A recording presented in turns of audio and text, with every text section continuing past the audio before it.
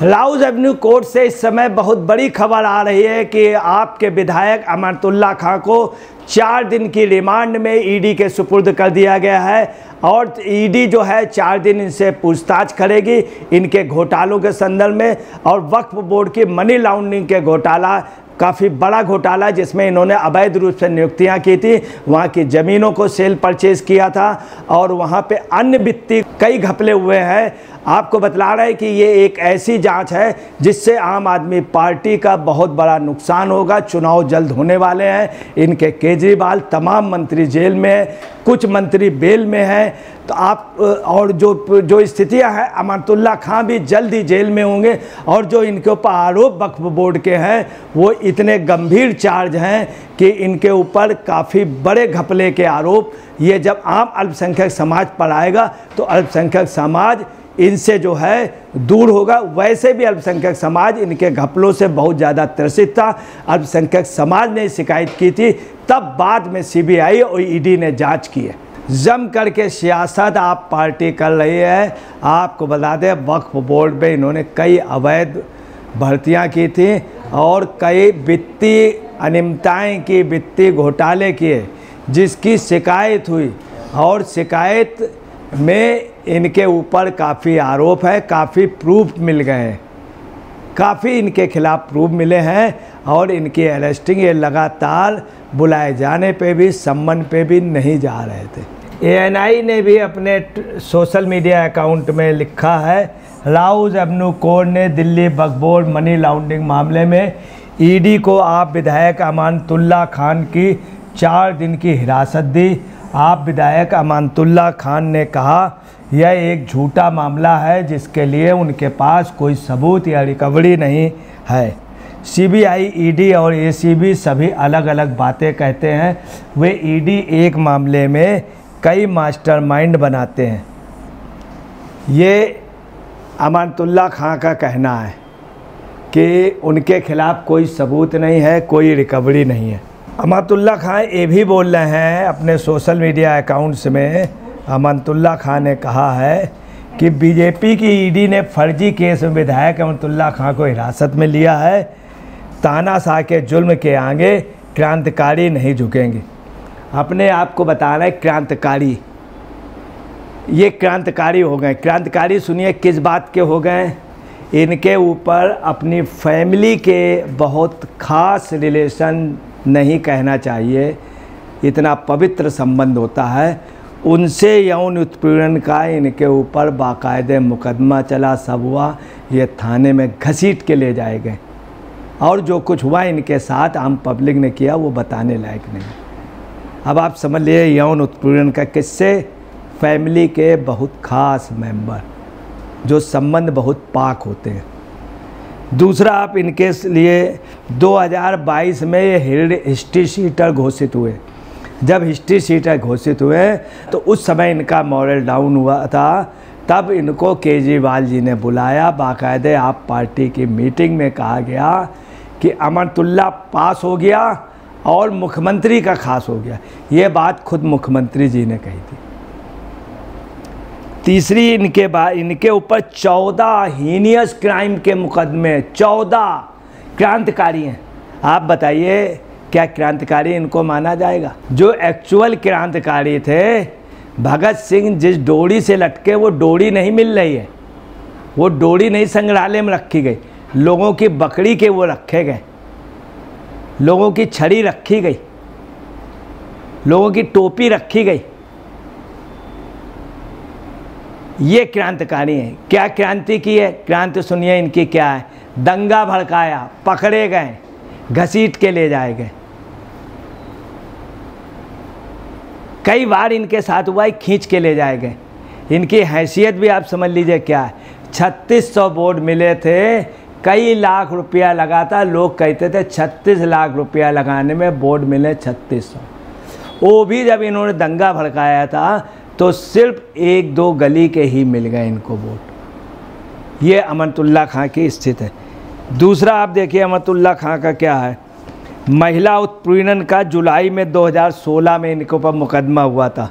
ये थाने में रहे थे हवालात में रहते, सब कुछ थाना, हवालात, जेल सब जगह हो आए। अतिक्रमण के खिलाफ इन्होंने ज़बरदस्त वो किया था, तोड़फोड़ की, उन लोगों को मारा पीटा था, उसमें जेल गए थे, बंद रहे थे। धार्मिक भावनाओं के उभारने पे और दंगा भड़काने के ऊपर इनके ऊपर कई आरोप लगे, कई मुकदमे चले, कई में ये गए भी। गैर इरादतन हत्या के मुकदमे हैं इनके ऊपर, गैर इरादतन हत्या के मुकदमे। क्या नाम? अमानतुल्लाह खान। अपने को क्या बोल रहे हैं? तानाशाह के जुर्म के आगे क्रांतिकारी नहीं झुके। क्या क्रांति की है? छेड़छाड़, ये क्रांति है।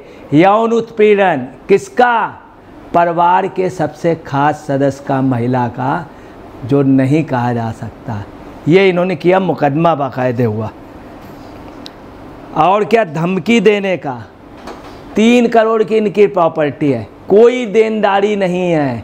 हिंदुस्तान का पहला नेता है, जितने नेता, जितनी बड़ी कंपनियां, सबकी देनदारी दिखा देते हैं, हम इतने लोन से हैं, इतना हमारे पास कर्ज है। हर नेता दिखा देता है इतना कर्ज है, चूँकि उसको आराम रहता। आजकल लोग, अमीर लोग अगर अपनी लड़की को कार भी देते हैं तो किस्तों में देते हैं, जबकि उनकी हैसियत है सिर्फ दिखाने के लिए, टैक्स बचाने के लिए। इनकी कोई देन, चूँकि इनके पास अनाप शनाप पैसा है। दूसरी आपको इनके बारे में बतला दें कि इन्होंने जबरदस्त नियुक्तियाँ की, उनका ना पब्लिकेशन किया, ना कोई इंटरव्यू हुआ, और उनको बाकायदे इन्होंने हाईली सैलरी में रखा और तमाम तरह की सुविधाएं दी। वक्त की ज़मीनें इन्होंने इतनी बेची हैं कि जाओ ये ज़मीन ले लो, तुम जाओ, तुम कब्जा, मगर कब्जा कराए अगले ने कब्जा कराया, लोगों को जगह दी, इसमें कोई शक नहीं, मगर लीगल लिखा पेड़ी के इनके ऊपर पास कोई नहीं राइट था। अब बताइए, क्या ये क्रांतिकारी हैं?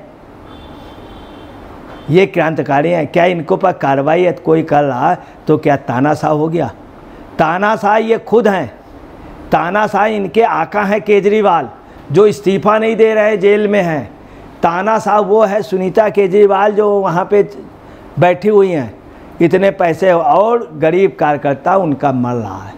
केंद्रीय एजेंसी ने एक बयान में आरोप लगाया था कि वक्फ बोर्ड में कर्मचारियों की अवैध भर्ती हुई और खान के अध्यक्ष कार्यकाल में 2018 से 22 के दौरान वक्फ बोर्ड की संपत्तियों को गलत तरीके से पट्टे पर देकर अवैध व्यक्तिगत लाभ कमाया गया।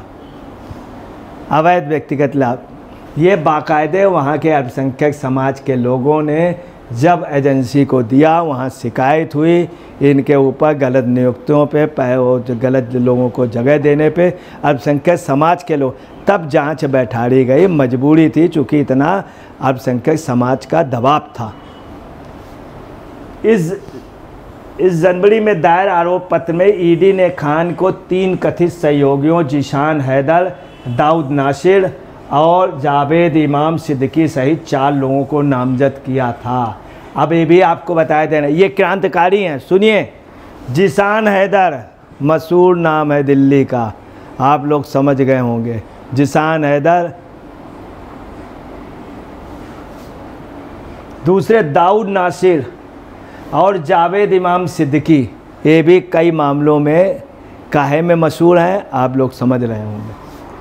सहित 4 लोगों के नामजद किया था। अब आप अंदाज लगा लीजिए इन्होंने क्या किया, इनके साथ इनकी मंडली कैसी है। आम आदमी पार्टी खान के समर्थन में खुलकर सामने आई है और एक एक्स पोस्ट में कहा है, क्रांतिकारी तानाशाह के अत्याचार के आगे नहीं झुकेंगे। अब देखिए, आम आदमी पार्टी का सिसोदिया वाली आम आदमी पार्टी और संजय सिंह की खुल के आई है, आतशी प्रदेश से बाहर है, बैकफुट हो गई। केजरीवाल के इंस्ट्रक्शन है, चूँकि अब ये सिसोदिया गुट में चले गए। सुनीता जी भी नहीं, वैसे आ जाती थी, आई नहीं। अब देखिए ये पोजीशन है, आप देख सकते हैं इनके यहाँ का सीन, ये देखिए पुलिस के साथ ये, और ये इनके यहाँ का सीन है, आप खुद अंदाज़ा लगा सकते हैं। कल इन्होंने यही किया, जब पुलिस अरेस्टिंग के लिए गई तो इन्होंने ताला नहीं खोला। जब ताला नहीं खोला तब ये एक खिड़की से दिखे झांकते हुए। तब ईडी ने बात की, ये ईडी को हड़काते रहे। ईडी की टीम को जब बोले कि अंदर से ताला बंद है तो उन्होंने कहा कि ठीक है, आड़ी से आप ताला काट दीजिए। तो बोले नहीं।